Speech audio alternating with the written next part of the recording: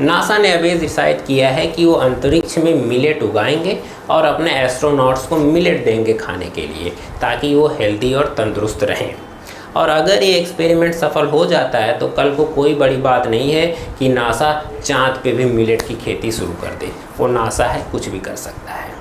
पर आप ये मत सोचें कि मिलेट खाने के लिए आपको उतना ऊपर जाना पड़ेगा। आप अपने घर में ही मिलेट बना सकते हैं और खा सकते हैं। लेकिन एक बात तो आपके दिमाग में आती होगी कि पिछले 5 सालों से इतना मिलेट क्यों हो रहा है, जबकि मिलेट की खेती तो 5000 साल पुरानी है। देखिए, इसके 2 मेन रीज़न हैं। सबसे पहला तो न्यूट्रिशन, इसीलिए हमको इस चैनल पर डिस्कस कर रहे हैं। आप सबको ये बात पता होनी चाहिए कि इंडिया वर्ल्ड का 2nd लार्जेस्ट प्रोड्यूसर है राइस और व्हीट के मामले में, और हमारे सरकार के पास दालें भी खूब है। कहने का मतलब है कि भारत सरकार के पास अनाज की कोई कमी नहीं है। ये बड़े आराम से जनता का पेट भर सकती हैं। लेकिन वहीं अगर आप दूसरी तरफ नज़र डालेंगे कि इन देशों में कुपोषण सबसे ज़्यादा है, तो इंडिया उसमें भी टॉप 10 में आता है। अबे कितनी अजीब बात है। एक तरफ तो हमारे पास अनाज की कोई कमी नहीं है, दूसरे तरफ कुपोषण की भी कोई कमी नहीं है। तो हुआ कुछ यूँ, 1930s 40s तक गेहूं और चावल के अंदर जो विटामिन और मिनरल्स पाए जाते थे, 2011 आते आते वो 30 से 35% तक कम हो गए, जैसे जिंक और आयरन।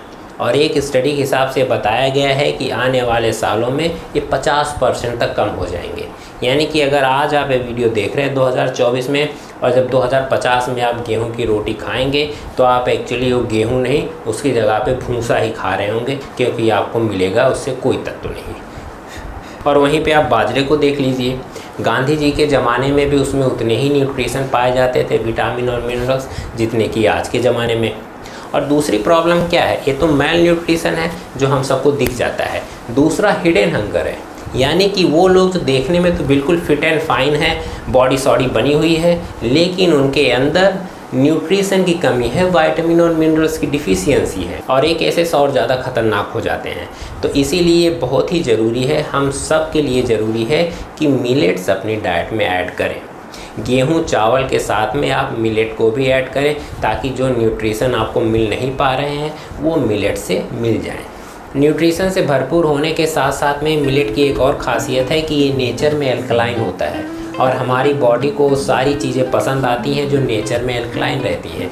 बाकी के और अनाज हैं वो एसिडिक भी हो सकते हैं, इसीलिए मिलेट के यूज़ से हमारा डाइजेशन बिल्कुल साफ रहता है और हमारे बॉडी में एसिडिटी नहीं होती है। बल्कि यूँ कहें, जो बाकी के अनाज खाने से हमारे शरीर में एसिडिटी बनती है, मिलेट खाने से वो बैलेंस आउट हो जाती हैं और शरीर हमारा बिल्कुल जिंगालाल रहता है, एकदम मस्त रहता है। अच्छा, एक बात आपने नोटिस की होगी कि साउथ वाले राइस ज़्यादा खाते हैं, नॉर्थ वाले गेहूं ज़्यादा खाते हैं, लेकिन मिलेट ऐसा है जो नॉर्थ में भी चलता है, साउथ में भी चलता है, ईस्ट वेस्ट सब जगह। रीज़न इसका ये है क्योंकि इसमें वैरायटीज़ बहुत सारी हैं, ज्वार बाजरा सावा कोदो नाचनी कुटकी बहुत सारी हैं। और उससे भी ख़ास बात क्या है कि इन सब का नेचर अलग है। कहने का मतलब है कि कोई नेचर में गर्म है तो कोई ठंडा है, कोई वात दोष को बैलेंस करता है, कोई कफ को, कोई पित्त को। इसीलिए मिलेट्स को पूरे इंडिया में कंज्यूम किया जा सकता है, फिर चाहे आप कहीं पे भी रहते हों।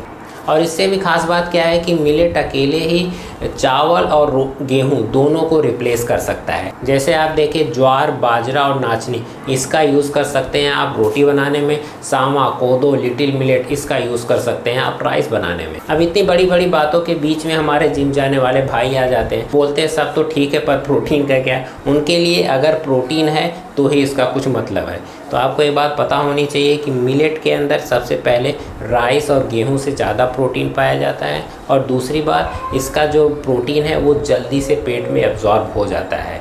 तो अगर आप चाहे फैट लॉस कर रहे हैं या मसल बिल्ड कर रहे हैं, मिलेट की रोटी या फिर लिटिल मिलेट के राइस को आप बिंदास अपने डाइट में ऐड कर सकते हैं। इससे डेफिनेटली है कि आपको लाभ होगा। अब आते हैं रीज़न नंबर 2 पे कि आखिर इतना मिलेट क्यों हो रहा है।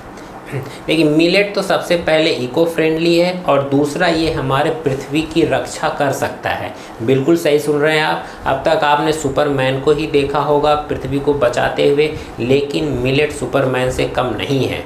अब इसके रीज़न हैं। चलिए तो सबसे पहले बात करते हैं इको फ्रेंडली। आपके दिमाग में ज़रूर ख्याल आ रहा होगा कि क्या भाई गेहूं और चावल ये इको फ्रेंडली नहीं है, क्या ये पोल्यूशन करते हैं? इनडायरेक्टली ये बिल्कुल पोल्यूशन करते हैं। होता यूँ है कि मिलेट्स हैं उन पे अंदर कीड़े मकोड़े नहीं लगते हैं, तो जिसकी वजह से क्या होता है कि आपको कीटनाशक दवाइयों का छिड़काव नहीं करना पड़ता है। अगर करना भी होगा तो बहुत कम। और हम सब जानते हैं ये दवाइयाँ बनती हैं फैक्ट्रियों में, और फैक्ट्री से होता है फिर पोल्यूशन, बढ़ती है ग्लोबल वार्मिंग। और दूसरी बात, जब आप इन कीटनाशक दवाइयों का छिड़काव करेंगे तो ये दवाइयाँ पेड़ के साथ साथ ज़मीन पे भी जाती हैं, जिससे ज़मीन जो मिट्टी है उसकी हेल्थ ख़राब हो जाती है।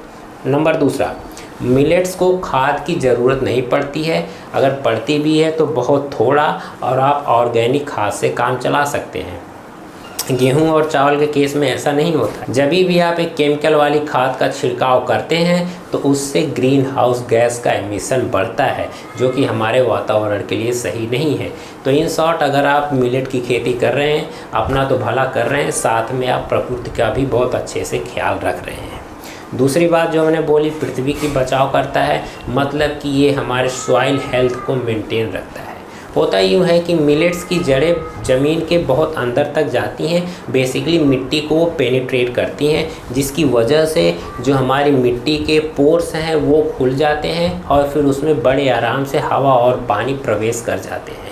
और जब आप मिलेट्स की कटाई कर देते हैं तो वो पोर्स जो खुले थे वो खुले रह जाते हैं, जिसकी वजह से उसमें भरपूर हवा और पानी चला जाता है। जब आप नेक्स्ट फसल को उस खेत में वापस लगाते हैं तो और अच्छे से ग्रो करती है। अभी कितनी अच्छी बात हो गई कि आपने एक तो पर्यावरण की सुरक्षा भी कर ली और आपकी जो सॉइल हेल्थ है वो भी मेंटेन रहने लगी। और इसी ग्रीन हाउस गैस इमिशन को लेके एक इंस्टीट्यूट ने रिसर्च किया और उसने बताया कि अगर हम अच्छी खासी मात्रा में गेहूं और चावल को हटा के उसकी जगह पे हम मिलेट्स की खेती करने लगे तो हम ग्रीन हाउस गैस एमिशन को लगभग 10% तक कम कर सकते हैं। आप समझ रहे हैं, ये बहुत बड़े नंबर्स हैं। और अगर हमने पूरी तरह से गेहूं और चावल को ख़त्म करके बाजरे की खेती शुरू कर दी तो लगभग 20% ग्रीन हाउस गैस एमिशन ख़त्म हो जाएगा।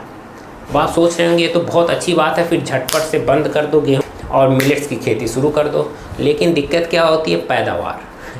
1 हेक्टेयर में गेहूं की पैदावार होती है 3.5 टन, और वहीं पे मिलेट की पैदावार होती है 1.5 टन, यानी आधे से भी कम। तो ऐसे में न्यूट्रिशन तो आपको भरपूर मिलेगा, लेकिन बहुत सारे लोग भूखमरी के भी शिकार हो जाएंगे। इसीलिए हम गेहूं और चावल को कभी कम्प्लीटली ख़त्म कर नहीं सकते हैं। हमको मिलेट्स, गेहूं, चावल, इन तीनों को मिला के अपनी डाइट को बनाना पड़ेगा। बाकी आगे कुछ जनरल नॉलेज के लिए बता दूं कि सन 2018 और 2023 को इंडियन गवर्नमेंट ने डिक्लेयर कर दिया था ईयर ऑफ द मिलेट्स, और इंडियन गवर्नमेंट इसको श्री अन्न करके भी बुलाती है। बाकी आपको मिलेट्स की रेसिपी बहुत सारी मिल जाएंगी यूट्यूब के ऊपर। मैंने भी कुछ रेसिपीज़ अपलोड की हुई हैं, आप उसको चेकआउट कर सकते हैं। बहुत ही टेस्टी बनती है, खास करके जो मैंने बनाई थी लिटिल मिलेट। तो बाकी आपको हमारा कंटेंट कैसा लग रहा है एक बार कमेंट बॉक्स में ज़रूर बताएं। चैनल को सब्सक्राइब कर दें, वीडियो को like. Thank you for watching, bye bye.